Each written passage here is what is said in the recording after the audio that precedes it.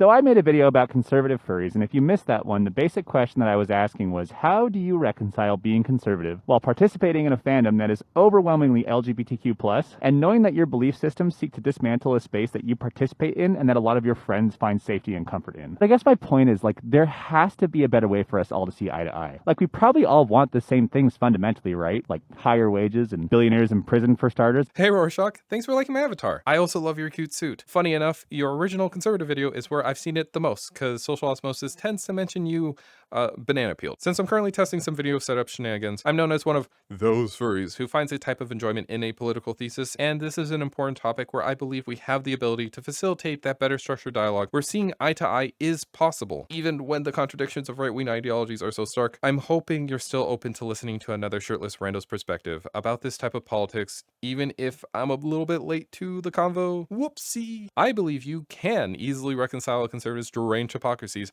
with their active participation within the modern day furry fandom. My viewers may be shocked to hear that, since I am a very progressive furry whose most viewed videos are essentially advocating for exiling all the conservatives from our fandom, because I also believe conservatives are inherently monstrous people who will harm folks within our space if left to their own devices. However, my beliefs have nuances, almost like I'm a real person or something. Whoa. Point being, there's a really straightforward answer that can be said for why the conservatives strangely stick around in our fandom. However, I would much prefer this video to conclude with you, A, asking if conservative reconciliation is actually a desirable conclusion to aim for, after we, B, understand why the ideological conservative would want to even be around the modern furry fandom to begin with. Sounds like a fine goal for this video? Awesome, Bomnos. When looking at conservative rhetoric, they tend to think through hierarchical means. Everyone's ideology engages with hierarchies to some varying degrees, so hierarchy here isn't the inherent issue. The problem at paw is what one's hierarchy is being predicated towards creating, which causes foundational rifts in our conversations. Being blunt for the sake of some semblance of time, conservatives believe that many of us do not matter, nor even exist in their hierarchy, so there's no personal requirement to actively reconcile our existence when confronting others outside their bubble. Conservatives are in a constant state of fear about their place in the social hierarchy, since lower status equates to more suffering in life. This means they have methods to judge one's placement relative to themselves, aka how one becomes higher or lower in that pyramid. However, a valid method of placement for unknown complex topics is to just never categorize the concept to begin with. What is a woman is the easy example to give, where lefty ideological folks can converse with varying definitions based on context, because a left-leaning worldview focuses on communication with other living beings to have a better understanding of them and the world, while a conservative will get stun-locked on a one true objective definition they themselves don't even agree with. Tomboys don't want to get stun-locked here. So, let's think of human rights, requiring the concept that humans have rights. Two necessary pillars to define for those rights is the concept of who is a human and what it means to deny that right, aka what is horrible to said human. We can say housing is a human right, but if our system of governance doesn't ensure everyone has a house, then in practice it's not really a right. It's an endearing request that we hope one day becomes true. Yeah? Conservatives understand this, just in a different way than us. They can categorize that a homeless person is someone without a home, but it doesn't inherently categorize a method for stopping one from being homeless in the first place. Why? In the US, it's the latent Puritan ideology of salvation by works embedded within our culture and systems, aka just work hard enough and you'll earn a house, dummy. In a conservative thought process, to create enough housing stock for the entire population is impossible. There's only so many desirable jobs that can afford a house, only so many desirable housing locations, and your job displays how comparatively valuable you are to society. Thus, fundamentally, there must be homeless people who must exist in order to show all of us hierarchically which person is worthy to earn the right to an equivalent valued house. The conservative mindset means there's no pressure to actually ask why it's impossible to build more desirable, equitable, and well-made homes than people living today, no matter the digits in their bank account. Instead, their question of human rights becomes what generosity a superior bestows upon the peasant. Lords have a right to their property.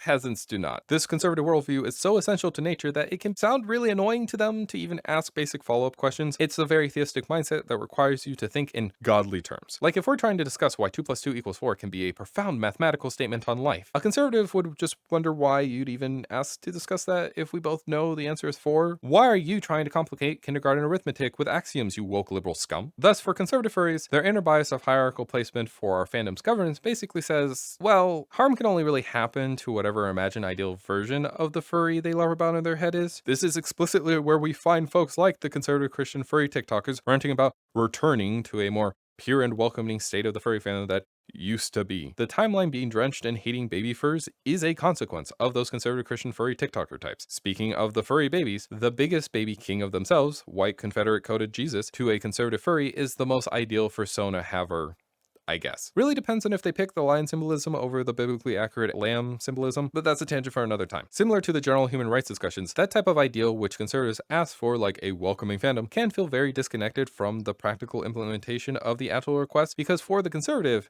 there's no real sense of communally creating a welcoming fandom that includes the diverse set of people who clearly want to join it. No, the conservative already has an objective definition of welcoming, whose term is always implied in conversations because conservatives think you're purposely denying the one true reality for your sinful alternative motives. These type of unquestionable implied definitions is what your video pointed out as a logical dissonance that falls from a conservative's rigidness for what the holy furry fandom should be. Yet, that realization of dissonance obfuscates the most important yet deeply uncomfortable dilemma we face in this revelation.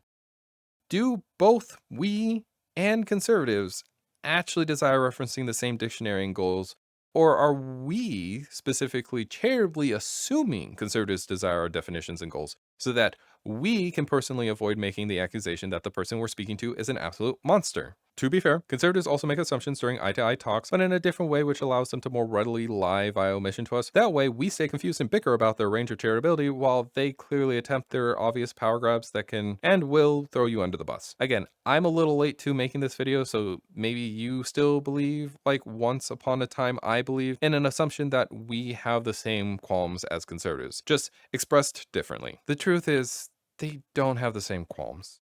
And with their objective truth mindset, they can be more honest about the real stakes at play. The US has gone through such historical periods before, like the Confederates' worldview on freedom. But opinion that though, we'll come back to that in a second. Any individual conservative has solidified their hyper-specific talking point to base their core beliefs around, so that any method to achieve their ends is already assumed to be justified and good. Like, conservatives are super fearful of the world due to some type of trauma, including their own indoctrination, but they also ultimately don't feel the need to be cowardly about what they think must already be preordained to exist. The modern furry fandom has aberrations that if they fix, or more likely somebody else fixes for them because they're weirdly selfishly lazy, then the modern fandom will return back to a more natural state in which they can conserve. Meaning, if a conservative furry wants a welcoming fandom and the welcoming fandom doesn't currently exist, then they will create clear targets they believed messed up the hierarchy to restabilize that pyramid scheme. They will spot whatever is out of order, even if it makes zero sense for what they even are talking about. Conservatives will return that natural hierarchical order because the perceived disorder increases their fear response even more than their own ideology does. This results in really weird discussions with them because there's no real utility for them to consider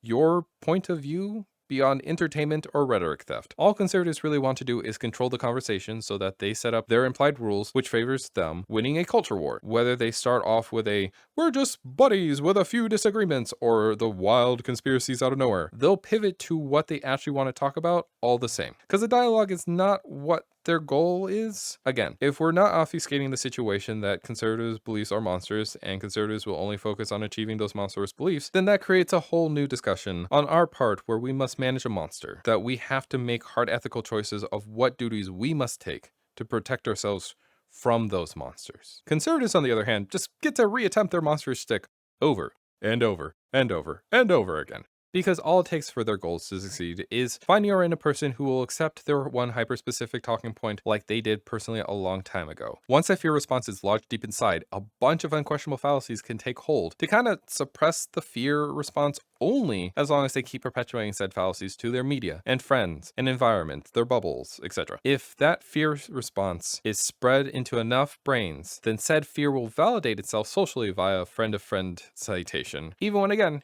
it makes zero logical sense. Literally zero proof, but, you know, some random person you don't know said it's true, so I guess it's just true sort of thing. Which brings us back to Confederate thoughts on freedom. There's public writings for what Confederates thought about, and it's very clear that similar ideas were discussed within the Union as well. In practice, one unreconcilable belief Confederates had made any eye-to-eye conversation a method to excuse slavery. There is no way to come to any agreement with a Confederate's definition of freedom without excluding people of color to some degree, because they believed slavery should have existed. And the same dynamic happens today with folks appealing to conservatives about ways for us to connect together. Conservatives will always dismiss this overall conversation, possibly by saying they have one black friend. Weirdly, the conservative furry here confusingly does actually believe that all furries in the furry fandom have a right to safety in our spaces. Like, they will talk and actively be concerned about the safety of people, including POC, where they can even point to specific dangers in our fandom spaces. But what they do not believe, and will commit amazing feats of mental gymnastics to avoid you being able to ask the questions about how they do not believe in this concept.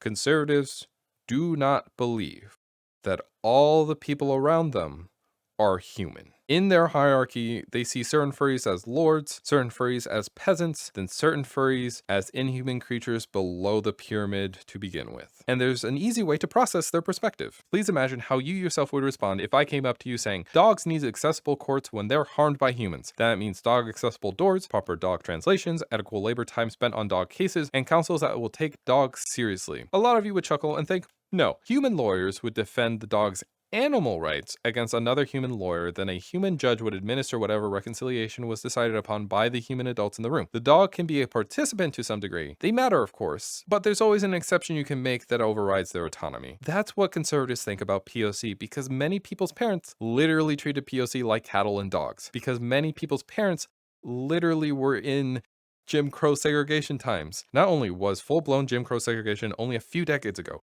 not only has our current president directly been sued for engaging in housing segregation post-Civil Rights Act, there's still segregation today maintained by the parents who took the time to find new ways to teach their kin to continue that racist tradition without feeling like they're connected to the evils of the past. That's exactly why conservative furries can think kicking a puppy is evil, but casually perishing a barking pit bull isn't. It's why conservatives will say if a furry of color stays respectable, then they aren't an issue. But the moment the furry of color steps out of line, you best repent in front of a generous man. And what's the list of rules around disrespectful, sinful behavior IRL or in the fandom? Well, it's whatever the rules conservatives make up. Respectability and debate never works with conservatives because they are literally Timmy from the playground who always has a reason why they win. The reason is, unfortunately, stupidly simple. You were never a human to them, and their placement system doesn't require them to consider categorizing you as an equal in the conversation. Only a ethereal puppy that never was meant to win. You are on a leash, and the range of your autonomy depends on their generosity to give you some slack. You cannot appeal to a conservative's humanity to reach a middle ground, for that requires them to believe you yourself have humanity they will respect. You have to force a conservative at the start of every convo to agree that everyone they see as a dog are actually just the same exact humans they are. And if they avoid that agreement, there is no chance of an earnest discussion. And you know what anthropomorphic mechanism makes that harder to do in the furry fandom? It's people dressing up like cartoon dogs. It's why don't ruin the magic and keep politics out of the fandom is such a big deal to conservatives. It's why you saying to a large audience that you don't want to deal with online politics because it's toxic accidentally helps conservatives' monstrous tendencies slip by. They want you to think politics is so toxic that the side effect of your silence and avoidance is you also avoiding asking them the questions they would actually feel deeply uncomfortable addressing, like the questions you asked in your original video. The more contact knowledge conservatives interact with about real stories of real people with really understandable to them problems, kitchen table politics, the more likely a conservative will become inoculated from conservatism on that topic and more likely to take the philosophical vaccines of many other topics. But that requires more than just trying to get conservatives to agree that they're being racist, sexist, anti-LGBT, whatever. Just like the housing example from earlier, conservatives can easily question why racism exists alongside all the other language and phrases you would use to defend furries of color. Conservatives just limit themselves to believing in their hyper-specific, fearful Confederate worldview, which certain questions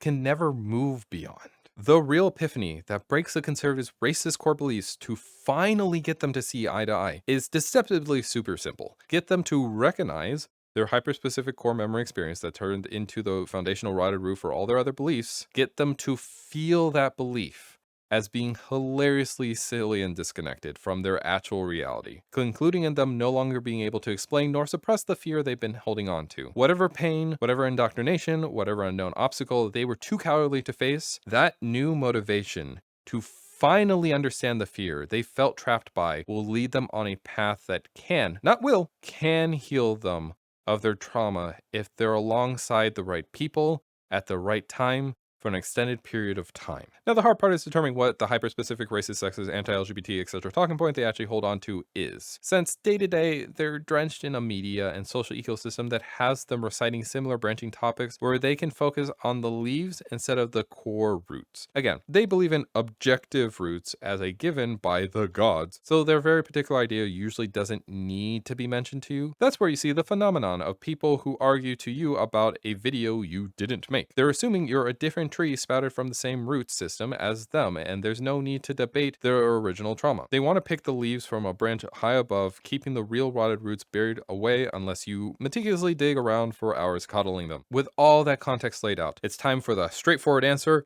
about conservatives hanging out in the fandom. The furry fandom is a place where culture is made, crafts are honed, and social networks can give very real boosts in real-world hierarchies. Of course, the network of furries with the skills required to create the culture and crafts in which the normie public sees, such as yourself or I, are primarily the people conservatives hate. But many conservatives just consume the fandom as an algorithmic media feed rather than engaging with the people who make up the fandom itself. Thus, it's very easy for them to avoid any of the complications you'd think of as being dissociative with most furry activities. Like a group chat saying, "Just for fun, no politics," just means the conservative has an explicit rule that allows them to keep quiet, to segregate a place from real life from their furry fantasy. And if they ever accidentally merge those spaces or purposely toss out some bait to improve their personal comfort in that space, all they really need to do to return back to the status quo is to create enough vague respectability distancing to get any mods off their back. Conservatives are half of what conserves a mutual negative status quo. In turn, if a progressive person who understands why they just spotted a monster in chat, but can't alert others about politics because it sounds toxic, and there's a rule explicitly stating why everything must stay whimsical, then any organic peer-to-peer discussion can't happen. Which ironically creates a segregated space maintained half by usual left-leaning furries. As a known artist in the fandom, basically all creative spaces will organically discuss politics because engaging in creative furry worlds inherently means coming into contact with daily political topics. But many random furry chats whose purpose is solely made to contain focused topics that can systematically be grouped away from any other subject or issue can hide the politics present in those chats. Some political topics will pass, like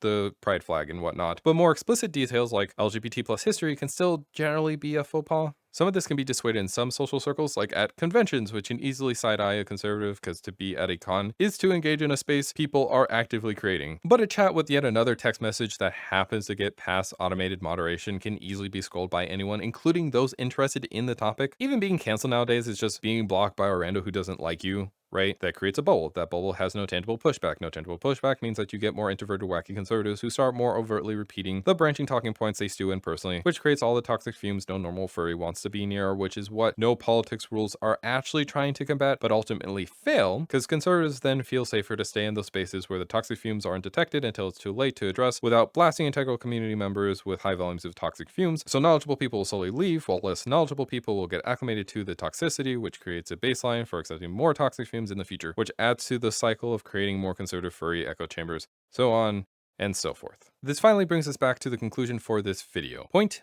B. Conservative furries don't view others as equal, even literally not viewing them as human in their hierarchy, thus do not personally feel the need to display socially equitable behaviors when interacting with other furries. Within the furry fandom, they tend to be more consumers who don't really get pushback because people like you, the audience, and I would have to create more pressure within our environments that forces spaces to be more direct about our politics. Problem being, many of those spaces we are not a part of directly, and when we are, it's our primary focus to be an anthro creature after a hard day's work. Videos you may currently help with positive political pressure that some group chats can use, but that requires the right people to see it at the right time, then actually watch or share it earnestly in spaces that are already somewhat normalized to advocating for those topics. And many times when explicit politics do get brought up, conservatives both tend to ignore opposing ideas in media and or stay silent, for it's not their best interest to reveal their power level. See Innuendo Studios, the alt-right playbook YouTube series, or I don't know, the Inflates You Big and Round saga. Thus, point A, if reconciling a conservative's hypocrisy means accepting that they are a monster who has no real desire to view others as equal, but rather as lowly prey peasants, should we deal with them by creating a middle ground that will only ever have conceptual traps that we have to tank constantly? Is it actually a desirable conclusion for us to reconcile with them, to see eye to eye? Because the hypocrisy we say they have is really